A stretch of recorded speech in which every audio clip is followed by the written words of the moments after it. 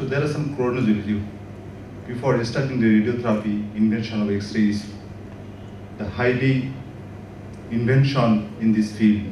So without invention of the X-ray, we could not expect that radiotherapy will be in such a way in the recent days.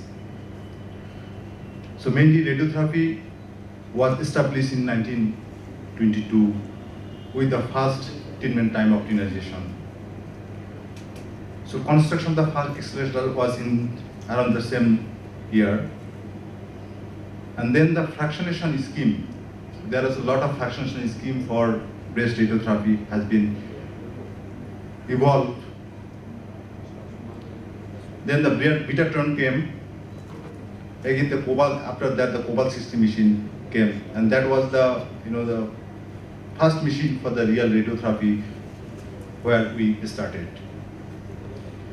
Then with time, multi-tube collimator and the other inventions like the CT scanner, it was the huge revolution when the CT scanner invented, and we entered into the real era of 3D dose distribution.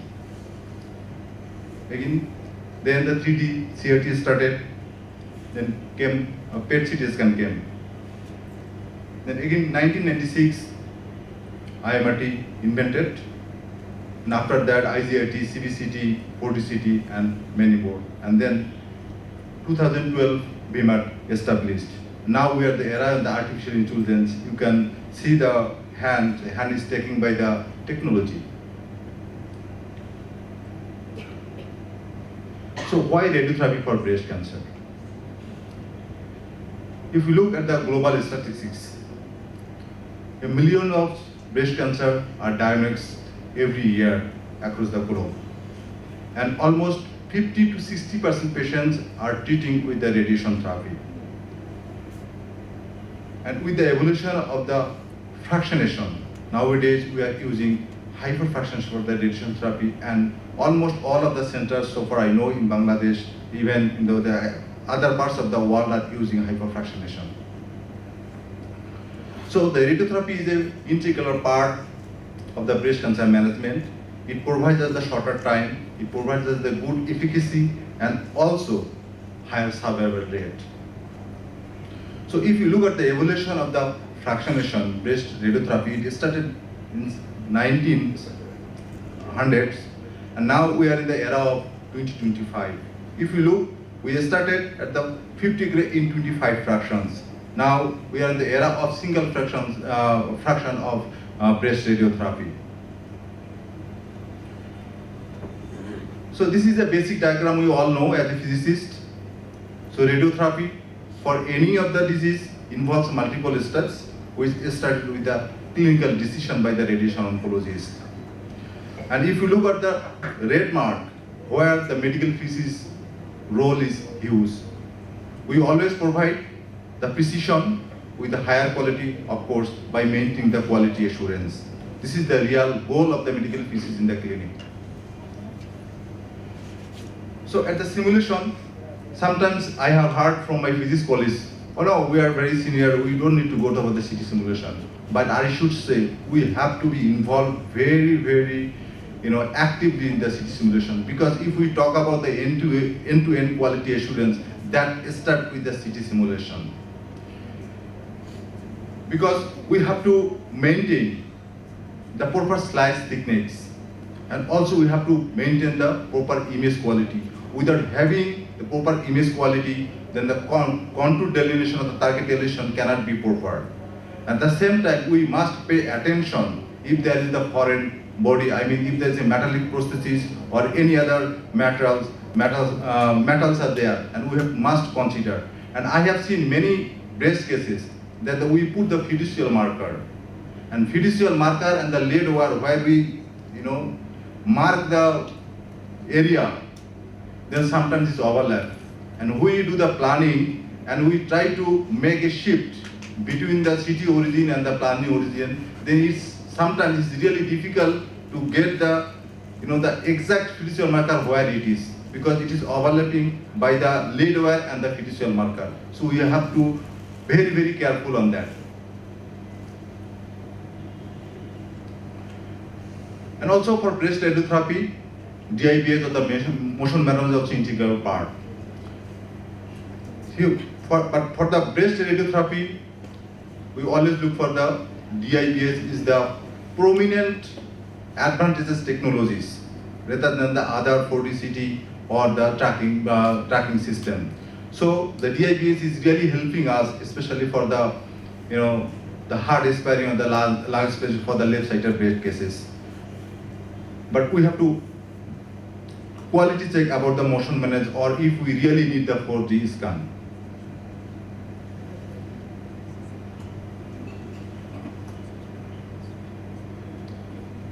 I'm just skipping this. Okay. So now about the immobilization device, we have to use the proper immobilization device. For breast radiotherapy, this is really the challenging one.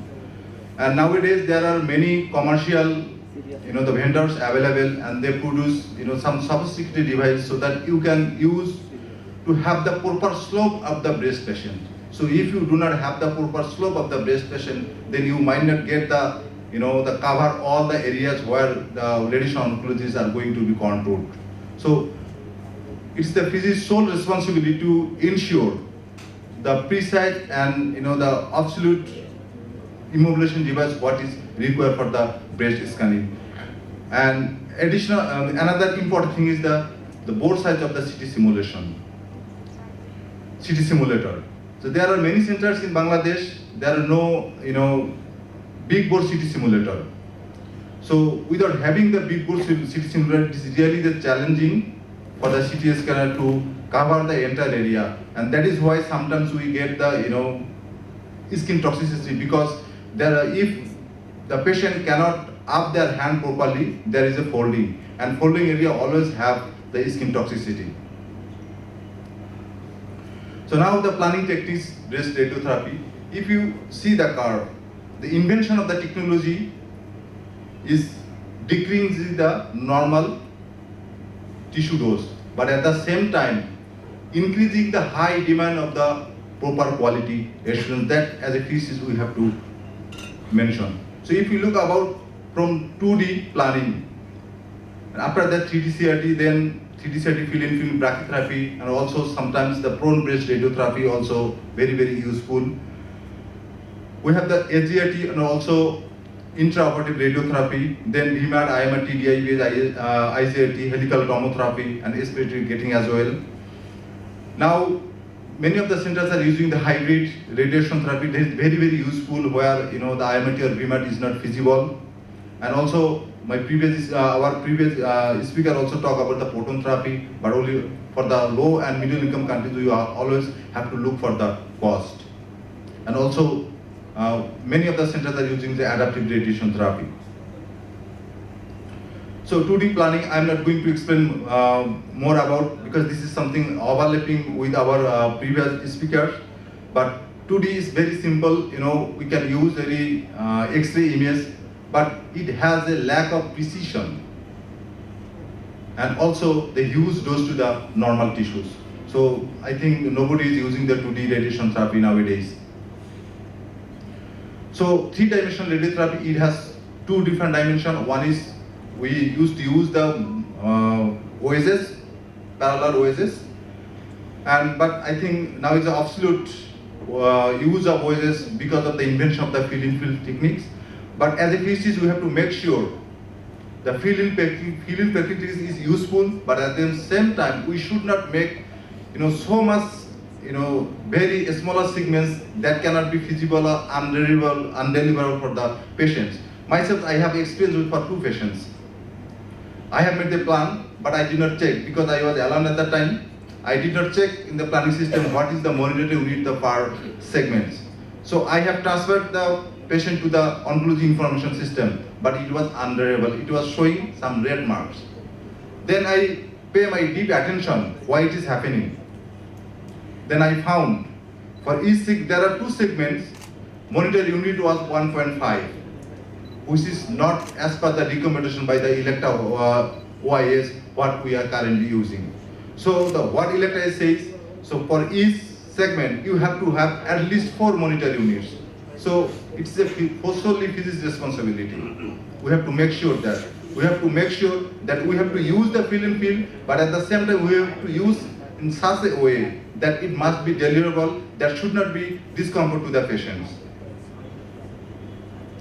So IMIT BMAT, we obviously know that some benefits are there, but at the same time, we have to restrict the use of IMIT BMAT because sometimes we cannot control the low dose. So if we cannot control the low dose, we should not use it.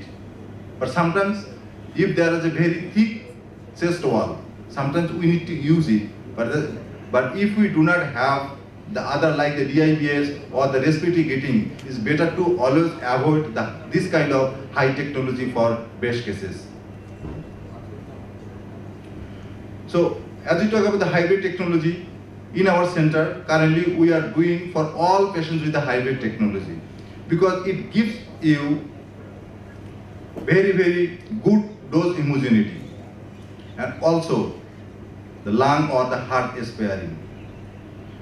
But for the hybrid technique, we always use only 20% of the dose for the IMIT or the BMAT. But it gives us very excellent results. We have recently submitted a paper to the Medical Dosimetry Journal. We hope it will be published.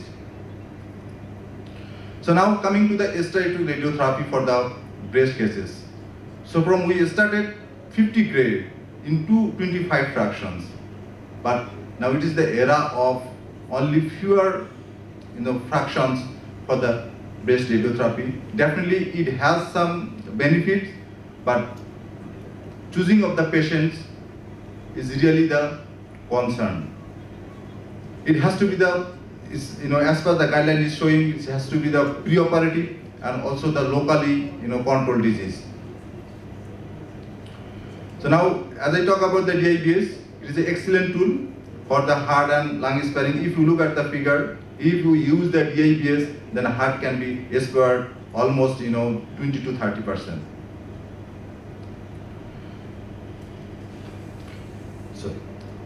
So now the prone breast radiotherapy. Prone breast radiotherapy also have some advantage, especially for the large size breast or the pendulum type breast. So in that case, prone breast radiotherapy is really helpful for sparing the heart and lung doses. Proton therapy, our speaker has talked about a lot of things, but definitely it has the some pros. And Crohn's is just for the low and middle income countries, we cannot afford it, and establishing the proton therapy is really challenging for us in terms of cost. So now it is a very useful tool. Surface guided radiotherapy is becoming the standard of modern radiotherapy.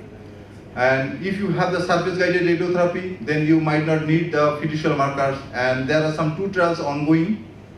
And these 2 trials are showing that if you have the surface guided radiotherapy, you might not need the thermoplastin marks as well. But still it is the trial. The result has not been published yet. So we hope in some days, if we incorporate the modern technology, in some other way we can reduce the burden, the cost burden of the organizations. And it is very non-invasive and it has a very some millimeter accuracy.